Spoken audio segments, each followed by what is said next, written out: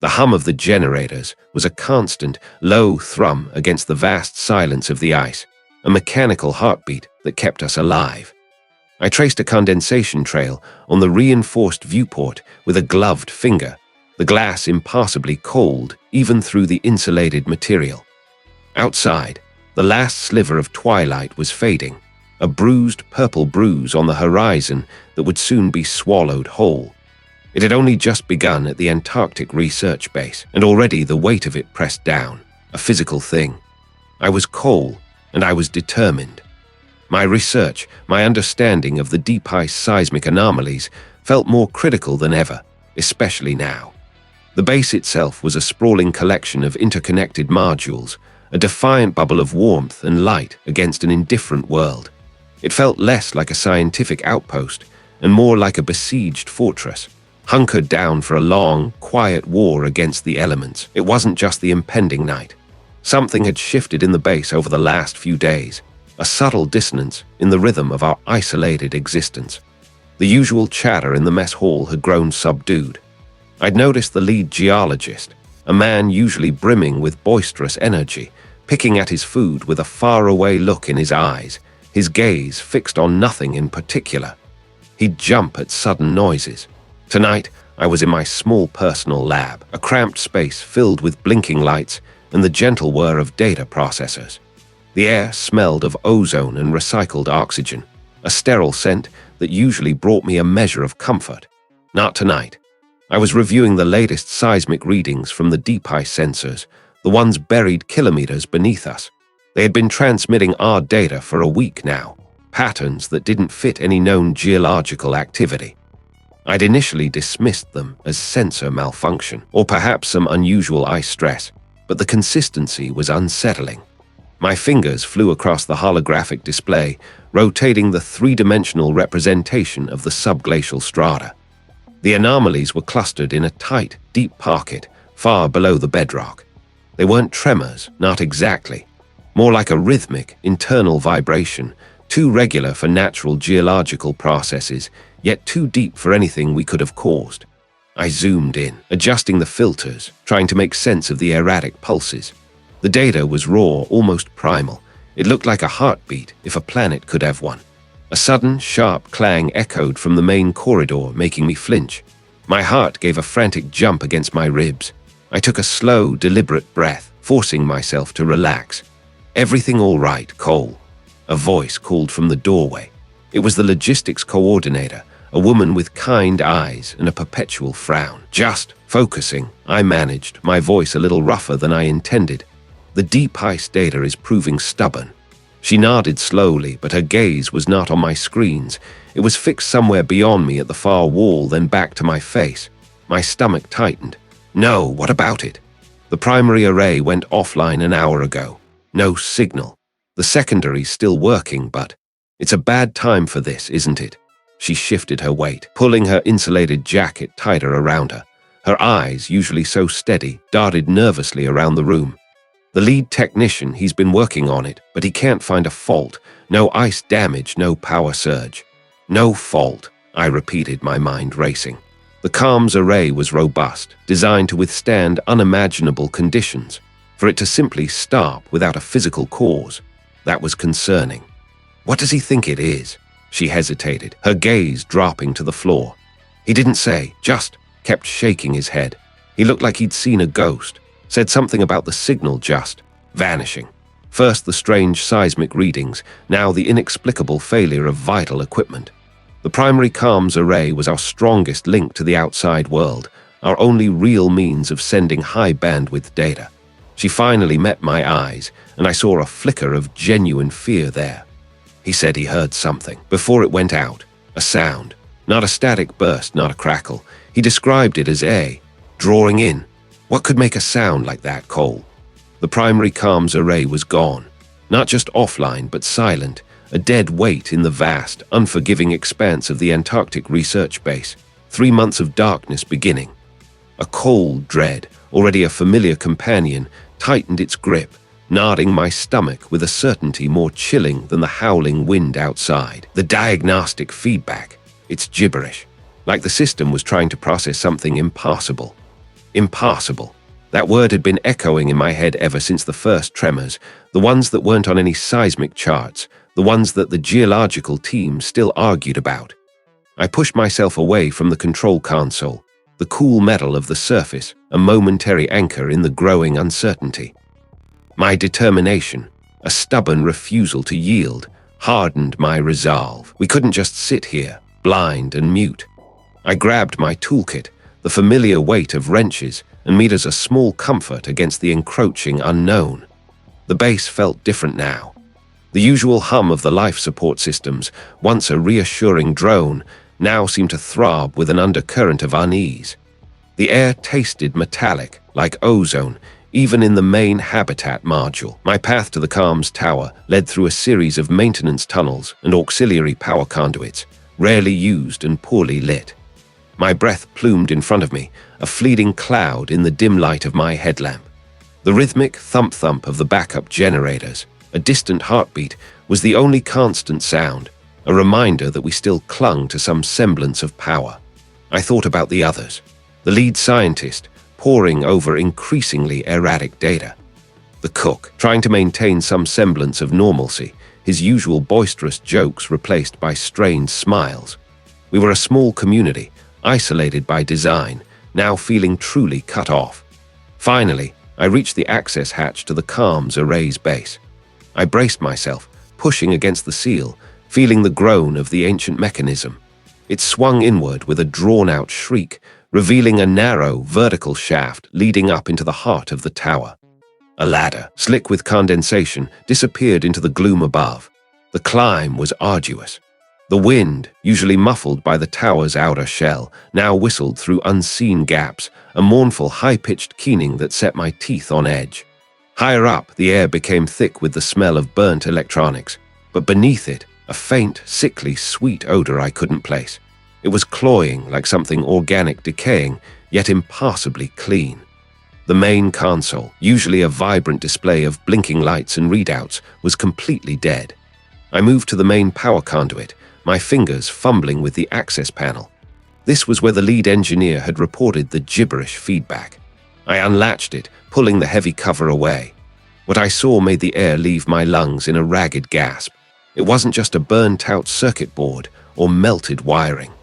The main power relay, a solid block of reinforced alloy, was wrong. It wasn't corroded in the usual way, nor was it merely fried. The metal itself seemed to have undergone a grotesque transformation. Parts of it had fractured, not cleanly, but in jagged, crystalline patterns that shimmered with an unnatural, internal light when my headlamp hit them. Other sections were pitted, as if by acid, yet the pits were perfectly circular, arranged in precise, geometric formations that defied any known process of degradation. And the color, a deep, bruised purple bled into the gray metal, pulsing faintly, almost imperceptibly, as if something were slowly, inexorably growing within its core. My gloved hand trembled as I reached out, my fingers hovering just inches from the altered metal. This wasn't a malfunction. This was an infestation. What kind of force could do this to solid metal, twisting it into such alien forms? And what was it doing now? Impossible. The word grated against my teeth, a silent match. It had been clinging to me ever since the first tremors, the ones that weren't on any seismic charts, the ones the geological team still argued about. The hum of the base, usually a comforting drone, now sounded brittle, a thin skin over something vast and unknown. Outside, the Antarctic night had fully settled, 3 months of perpetual darkness stretching ahead. The thick windows of the operations center showed only a swirling canvas of white, illuminated by the base's floodlights, reflecting off the blowing snow.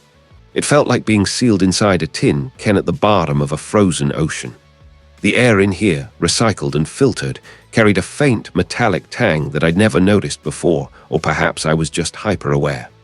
I walked over to the coffee station, the plastic cup rattling against the dispenser. My hands felt clumsy alien.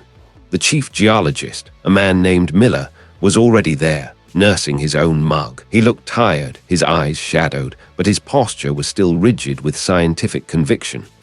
Still stewing over those readings, Cole. Miller's voice was flat, betraying no real concern, He tapped a finger against his mug. "Look, we've triple-checked the sensors. Calibration's perfect. It was a localized event. A microfracture, maybe an icequake too small for our broader array." "A microfracture that generated an amplitude spike like that?" I challenged, my voice sharper than I intended. "And why did it only register on the deep core sensors, not the surface ones? It makes no sense, Miller. The data is contradictory." He sighed, a puff of steam escaping his lips. "The ice here is a living thing, Cole. It groans, it shifts. We're on a continent of solid water that's constantly moving. An anomaly isn't a cosmic conspiracy." He tried to smile, but it didn't reach his eyes. "Get some rest. You've been staring at those screens for too long." His dismissal felt like a physical blow.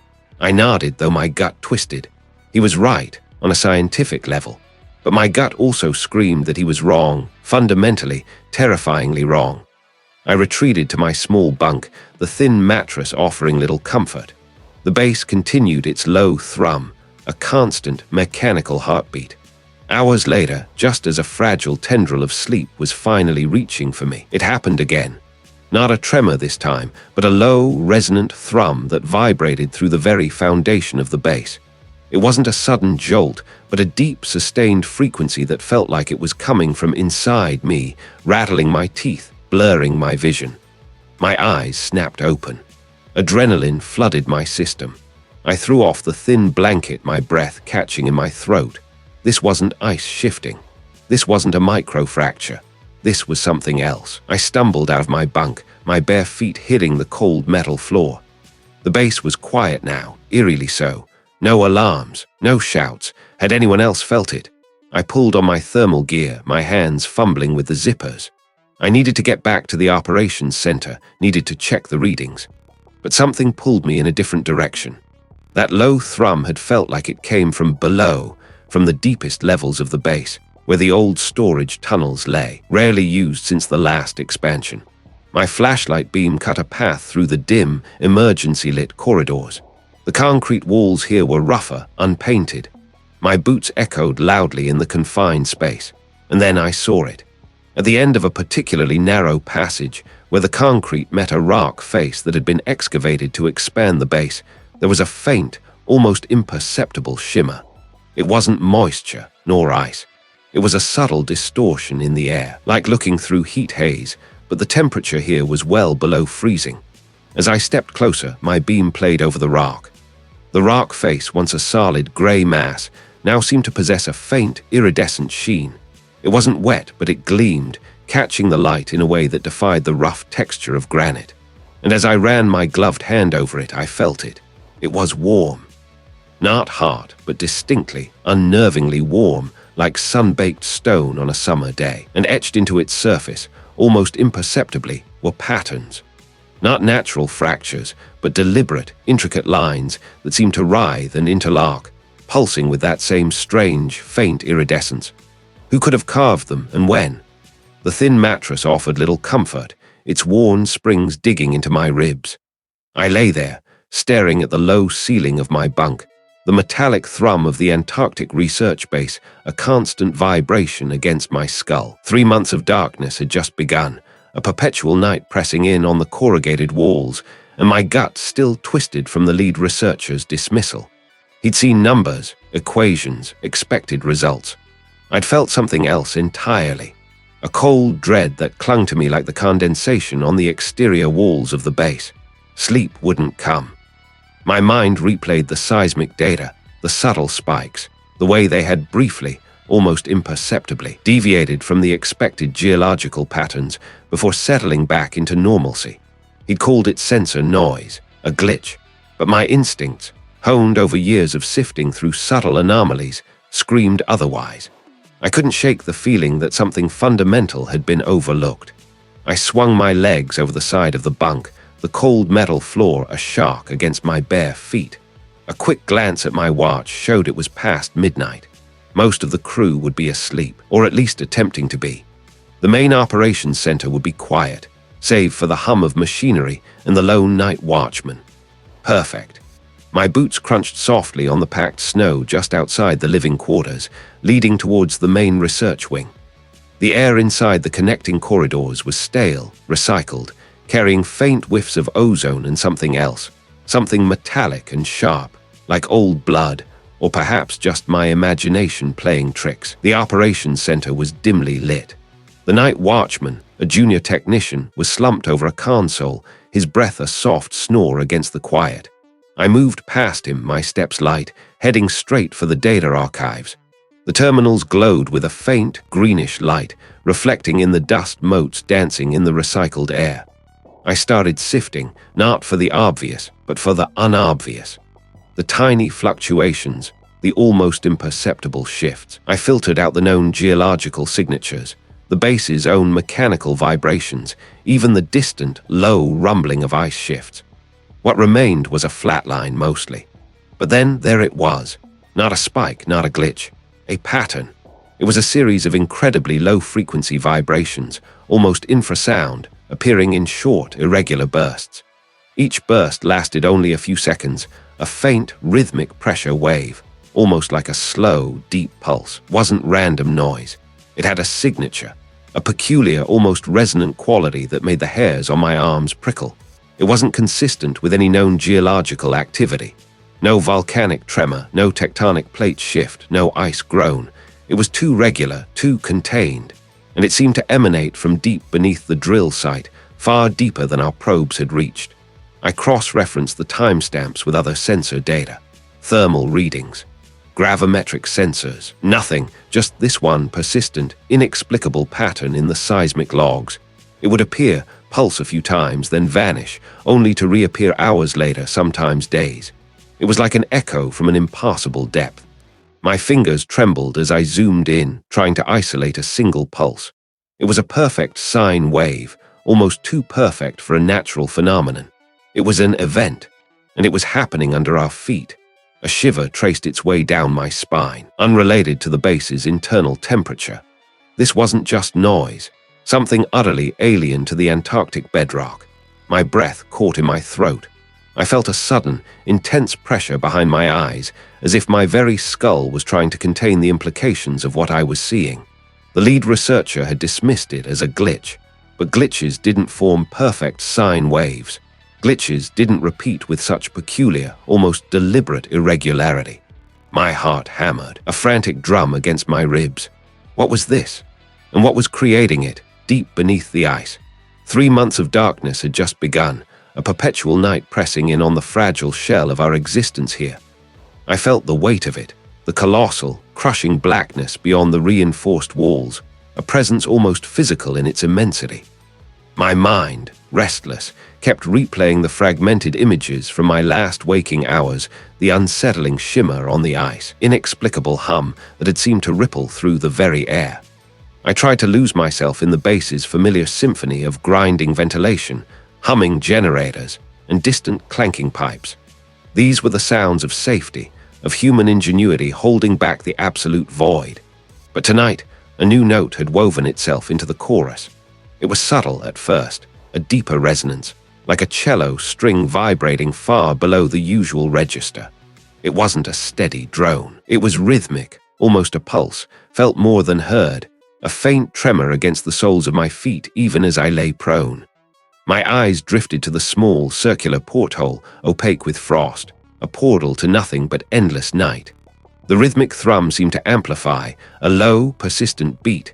It wasn't a generator. It wasn't the ice shifting. I swung my legs over the side of the bunk, the cold metal floor a sudden shock against my bare feet. A shiver, unrelated to the temperature, traced a path up my spine. I pulled on my boots and a heavy jacket, the familiar weight a small comfort. The corridor outside my bunk was dim, lit by the base's emergency glow strips. Every step I took echoed, loud and intrusive. The rhythmic thrum grew clearer now, a deep, resonant vibration that seemed to come from the very structure of the base. It was compelling, drawing me deeper. A metallic tang, not the usual ozone or diesel, began to prickle the air. It was sharp and coppery, like old blood, mixed with something sweet and cloying.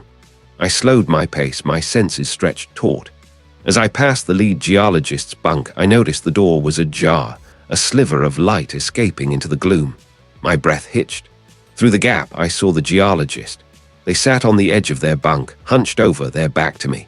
Their shoulders trembled, and I heard a low, guttural murmur, too indistinct to parse, but undeniably distressed. I felt a sudden, profound reluctance to intrude, to break the fragile bubble of their private torment. I moved on, my own skin crawling. I found myself in front of the heavy, reinforced door of the auxiliary storage bay. It was a thick slab of metal, meant to withstand the crushing weight of snow and ice, or worse. The rhythmic vibration pulsed against the door, strong enough now to make my teeth ache. My hand trembled as I pushed the door open. Inside, the bay was a cavernous space, stacked high with crates and forgotten equipment, all shrouded in a thick layer of dust. The thrumming was deafening now, vibrating through the very floor. It wasn't just a sound, it was a physical force. My gaze fell upon a section of the reinforced wall near the back. It was covered in a network of faint, glowing lines. They pulsed with the same rhythm, a slow, deep beat that resonated deep in my chest. The lines weren't painted. They were intricate patterns carved directly into the metal, too perfect, too organic in their symmetry to be human-made. They looked like veins or roots spreading across the steel. I stepped closer, my boots crunching on forgotten debris. The air grew warmer here, strangely so, radiating from the glowing patterns. I reached out a tentative hand, my fingers brushing against the cold metal. But where the lines glowed, the wall was warm, almost feverish, vibrating under my palm. It felt alive. My breath hitched in my throat. Then I saw it. At the nexus of several glowing lines, a small, almost imperceptible fissure had opened in the steel. From it, a faint, viscous black liquid oozed, catching the dim light. It shimmered, thick and slow, reflecting the faint pulse of the patterns. The metallic, sweet scent was strongest here, overwhelming my senses. This wasn't just a pattern on the wall. This was something growing, something spreading, bleeding into the very structure of the base. It was an intrusion, a slow, relentless corruption. What was it? Was it something like this? 3 months of darkness had just begun, a perpetual night pressing in on the structure, sealing us in. I'd been trying to sleep, but my mind kept snagging on the silence. Not the absence of sound, but the wrongness of it. The base was a symphony of hums, vents, and distant machinery, yet lately there had been an undercurrent of something else, a subtle disruption in the familiar drone. I pushed myself up, the worn blanket falling away. The air in my small cubicle was stale, heavy with the scent of recycled oxygen, and something else I couldn't quite place, ozone perhaps, or the metallic tang of old wiring. The digital clock above my door glowed a sickly green, 03:17. Not that time truly mattered anymore. Outside, it was always night. I pulled on a heavy parka over my thermal shirt, the synthetic fabric rasping against my skin. A quick check of the corridor showed it empty. Most of the crew were either asleep or holed up in the common room, clinging to the last vestiges of routine. I knew what I was looking for, or rather, what I was listening for. It had started a few days ago, a low, resonant thrumming that felt more like a vibration in my teeth than a sound in my ears. It was intermittent at first, easily dismissed as a structural anomaly or a generator hiccup, but it had grown, subtly, persistently. Now I wondered what it was keeping in. The thrumming grew clearer as I neared the deeper sections, the older parts of the base that burrowed further into the ice. It wasn't loud, not yet, but it was present. It vibrated through the soles of my boots, up my legs, a dull ache behind my eyes. The thrumming was undeniable now, a deep, rhythmic pulse that seemed to originate from the very bedrock beneath us. It felt like the base itself was breathing. Nothing. The main power seemed fine, but this specific terminal was unresponsive. A strange, almost imperceptible shimmer ran across the screen's surface, like heat haze, then vanished. I noticed a flicker of light from the adjacent geological analysis lab, a room usually locked down at this hour. I pushed the door open. The lab was in disarray. Papers were scattered across the floor, and a half-eaten meal lay abandoned on a workbench. The air was thick with the coppery smell of something burnt. In the center of the room, the large, multispectral scanner, usually humming with quiet efficiency, was silent. Its main display, however, was active. A colleague, a quiet man who rarely left the lab, sat hunched over a smaller auxiliary console, his face pale in the screen's glow. He didn't seem to notice me. His fingers hovered over the keyboard, twitching. The rhythmic thrumming was loudest here, vibrating through the floor and up the lab benches. It felt like it was coming from inside the scanner itself. "Everything all right?" I asked, my voice sounding rough in the quiet. He flinched violently, his head snapping up. His eyes, usually placid, were wide and bloodshot, darting around the room before settling on me. "Yes, what is it?" I stepped closer, my gaze drawn to the auxiliary console's screen. It displayed a series of complex wave patterns, far too intricate for any seismic activity I knew. They pulsed in sync with the vibration in the room, a rhythmic ebb and flow of geometric forms that defied explanation. Each wave was perfectly symmetrical, yet subtly different from the last, like an infinitely varied, non-repeating pattern. It was an impossible signal.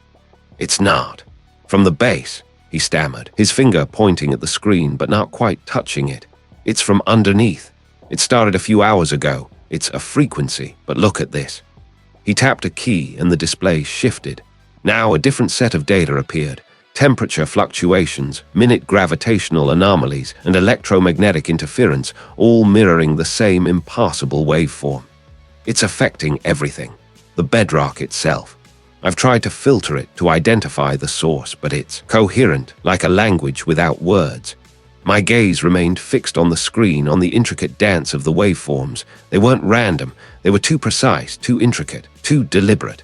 That something is trying to talk to us, and I don't think it's from Earth. He swallowed hard, his gaze dropping back to the pulsating patterns on the screen. But what could it possibly want? Not from Earth. The words felt brittle in the frigid air of the Antarctic research base. 3 months of darkness beginning. My own breath plumed white, a fragile cloud against the relentless hum that seemed to vibrate in my teeth. The colleague's eyes, still fixed on the shifting, impassable geometry of the pattern, were wide and bloodshot, reflecting the sickening crimson that now pulsed more intensely than before. A shiver, deeper than the biting cold, snaked down my spine. I tried to swallow, but my throat felt suddenly constricted, dry and scratchy. "What are you talking about?" I managed, my voice a thin rasp. The thrumming in the air felt like a physical weight, pressing against my eardrums, rattling the very bones in my skull. It wasn't just a sound anymore. It was a resonance, a low, guttural vibration that filled the small chamber, making the metal walls hum in sympathy. The colleague finally tore his gaze from the pattern, his eyes finding mine, but they seemed to look through me, not at me. There was a frantic glint there, a raw, exposed nerve of fear. He pointed a trembling finger at the wall, where the glowing lines now seemed to writhe, extending, stretching, reaching. They were no longer confined to the central console screen. Tendrils of scarlet light, like capillaries filled with burning blood, were creeping across the grimy utilitarian metal, branching out, spiderwebbing across the surface. My stomach clenched. The air, already thin and sterile, suddenly felt thick, cloying, as if something heavy had just been exhaled into it. A faint, metallic tang, like old pennies and ozone, pricked at the back of my nose. "It's trying to grow," the colleague breathed, a horrifying realization dawning on his face. He wasn't looking at the pattern anymore, but at his own hands, which he held up, palms facing me. His skin was pale, almost translucent, but beneath the surface, faint, almost imperceptible lines of crimson seemed to pulse, mirroring the pattern on the wall. My breath hitched. Was it just a trick of the light? "It's resonating with us," he continued, his voice barely audible over the intensifying thrum. "With everything. It's a frequency, a language maybe, but not one we're meant to understand." He swayed, a hand going to his forehead, pressing hard against his temple. His movements were jerky, uncoordinated. I watched, paralyzed, as his eyes squeezed shut, a low groan escaping his lips. The air pressure in the room seemed to drop, then surge, pushing against my chest. My ears popped. The thrumming became a roar, a deep primal bellow that vibrated through my bones, shaking my very teeth. The flickering lights in the research station's main lab sputtered, then died, plunging us into a deeper, more absolute gloom. A wave of dizziness washed over me, and I braced myself against a workbench, my grip tight. My head throbbed, a relentless drumbeat mirroring the escalating thrum. It felt like my brain was being squeezed, pressed in a vise. I could feel the individual hairs on my arms standing on end, a phantom electric charge tingling through my skin. This wasn't just a sound or a light show, something that burrowed. The colleague slid down the wall, collapsing to the floor with a soft thud. He didn't seem to notice. His eyes were open again, wide and fixed on the ceiling, but they were unfocused, glazed. His lips moved, forming words I couldn't quite make out over the deafening resonance. I leaned closer, my heart racing, a frantic bird trapped in a cage. Patterns! He lifted a hand, pointing vaguely at the ceiling, then at the floor, then at me. I felt it then, a faint echo of the thrumming, not just in my ears, but deep within my own chest, a subtle vibration that felt alien and wrong. What had it already touched? The thrumming didn't just echo in my ears now. It resonated in the hollows of my bones, a low, persistent hum that felt like a tuning fork struck against my very being. The chill that had seized me moments ago refused to recede, leaving my fingers stiff and my breath shallow in the frigid air of the Antarctic research base. 3 months of darkness beginning. It wasn't just my imagination, I knew it. The vibration was real, a subtle tremor that ran through the metal decking beneath my boots, up my legs, and settled deep in my chest. It felt less like a mechanical hum and more like a vast, living thing drawing a slow, impossibly deep breath. My mind, usually a chaotic storm of theories and observations, felt strangely clear, honed to a single, terrifying purpose. I had to find its source. I had to know. My comms unit lay heavy and silent in my pocket. The last garbled transmissions from the communications officer had dissolved into static hours ago. No one was answering. The isolation, once a comforting blanket of quiet, now felt like a suffocating shroud. I was alone, truly alone, in a place designed to keep the world out, but now seemed to be holding something in, or letting something in. I moved through the deserted corridors, the low hum of the base's ventilation system, the only familiar sound competing with the alien thrumming. Each step was deliberate, my boots crunching faintly on what felt like fine grit, though I couldn't recall any dust in these meticulously maintained halls.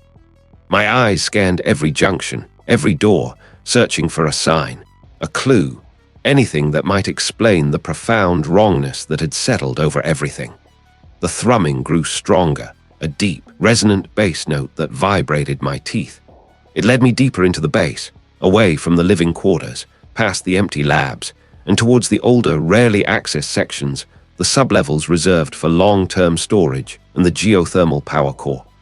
A metallic tang, like ozone mixed with something ancient and mineral, grew sharper with every meter I advanced. The air itself felt heavy, thick, pressing in on me. I reached a heavy blast door, usually sealed shut, now slightly ajar. A thin line of light, not the sterile white of the base's lights, but a sickly, pulsating greenish hue, bled from the gap. The thrumming here was deafening, a physical blow against my eardrums, rattling my very bones. I could feel the pressure building in my head, a dull ache behind my eyes. The room beyond was vast, a cavernous space I'd only ever seen on schematics. It was meant to be a secondary storage bay, a backup for equipment, but it wasn't storage anymore.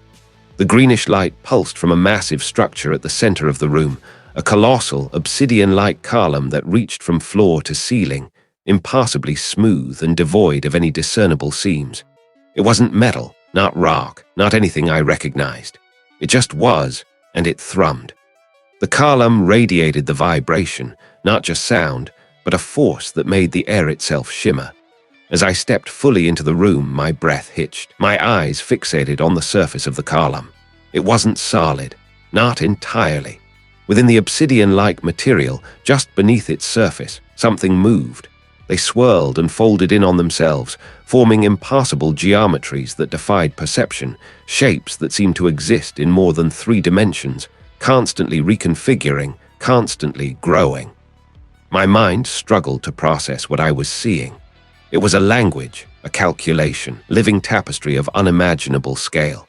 Then a new sensation. The thrumming changed. It intensified, then seemed to slow, stretching out, becoming less a vibration and more a profound, resonant beat. It was a pulse, and with each beat, a section of the column's surface, a small, perfectly geometric panel, would briefly become translucent. Through it I saw nothing, only an infinite, shifting grey, a texture like static on an ancient screen, but with an underlying, unfathomable depth that seemed to swallow light itself. A sound, not from the column, but from somewhere within me, a high-pitched whine began to build. My vision blurred at the edges. The air grew thick, like breathing water. What was I seeing? What was trying to look back? My teeth chattered, a rhythm against the deeper, stranger vibration that now filled the very air around me. I pushed forward, one heavy boot after another, the crunch of the frozen floor beneath me, a fragile counterpoint to the growing sound. My parka, thick as it was, felt like tissue paper. The thrumming intensified, shifting from a hum to a deep, resonant chord that seemed to vibrate inside my skull. It felt less like a sound and more like a pressure, a physical weight pressing against my eardrums, my chest, my very being. My vision blurred at the edges, the flickering lights of the corridor seeming to pulse in time with the unseen source. A metallic tang, like old blood mixed with ozone, began to prickle the back of my throat. I gagged, but nothing came up. Just the taste, sharp and alien. Ahead, at the end of what felt like an endlessly stretching service tunnel, a faint, impassable light pulsed. It wasn't the stark white of an LED or the warm glow of an incandescent bulb. It pulsed slowly, rhythmically, like a monstrous, dying heart, and from it the thrumming poured forth, a tangible force. My legs felt like lead, each step a monumental effort against an invisible current. This wasn't just a mystery, this was a violation.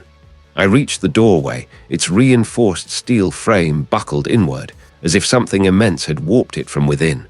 The purple light spilled out, washing over the corroded metal, making it seem to writhe. A complete absence of warmth, a vacuum that sucked the heat from my lungs with every gasping breath. Inside, the chamber was vast, far larger than it should have been given the exterior dimensions of the base. It was a space that defied logic, its walls stretching upward into an unseen ceiling, lost in the bruised purple glow. And in the center, suspended in the air without any visible support, was the source. It wasn't a machine. It wasn't a creature. It was a geometric impassibility, a structure of obsidian black facets that didn't reflect the light, but seemed to absorb it, drawing the purple glow into its depths. Its angles shifted, not smoothly, but with sudden, jarring clicks that were too fast for the eye to follow, each shift accompanied by a surge in the thrumming. It was immense, easily 30 feet tall, and seemed to be slowly, infinitesimally rotating. As I stared, transfixed, I saw something within the facets. Not reflections, but images, swirling nebulae, starfields that were not our own, vast cosmic structures that bent and stretched like wet paint. And then closer, familiar shapes, the jagged peaks of this very continent, the churning ice, the distant, impassable glow of the aurora. But they were distorted, warped, seen through a lens of profound wrongness. My mind reeled. This wasn't just old rock or a forgotten artifact. This was a window, a conduit, a thing that shouldn't exist in our reality. Or perhaps our reality shouldn't exist around it. The thrumming now felt like the very fabric of existence being stretched thin, a cosmic chord vibrating on the edge of breaking. Then a new detail emerged.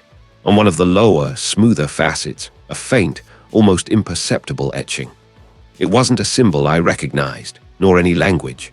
It was a pattern, intricate and unsettling, reminiscent of a fractal, but with an underlying malevolence that made my stomach clench. As I focused, the pattern seemed to move, the lines subtly rearranging themselves, forming new, impassable geometries. My understanding of the world, of physics, of time and space, evaporated in that instant. This wasn't some ancient civilization's forgotten power source. This was something that predated concept, an entity of pure, indifferent being. It had been here, beneath the ice, for longer than humanity had even dreamed of existing, pulsing its silent, reality-warping song, waiting for the isolation. A wave of nausea washed over me, stronger than anything I'd felt before. My knees buckled. All I could feel was the thrumming, The pressure, the profound, horrifying understanding that we were not alone and never had been.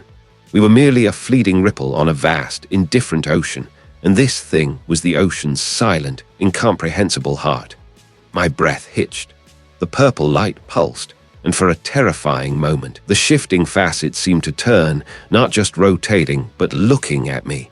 It wasn't malice, not anger, but something far worse, utter, complete indifference. What had we awoken?